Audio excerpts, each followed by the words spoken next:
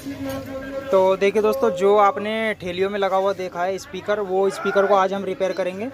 देखिए ये वाला स्पीकर है, देखिए। तो इसके अंदर प्रॉब्लम ये है दोस्तों, इसकी आवाज़ जो है बहुत कम आ रही है। अब इसको आप देखिए, देखिए इसके अंदर सबसे ज़्यादा जो प्रॉब्लम है वो आती है वॉल्यूमों के अंदर, क्योंकि इसके अंदर बहुत सारे वॉल्यूम लगे हुए हैं। अब देखिए इसको यहाँ पर हम चेक कैसे कर सकते हैं, ये देखिए। पहले इसको शॉर्ट करा, फिर इसको, फिर इसको।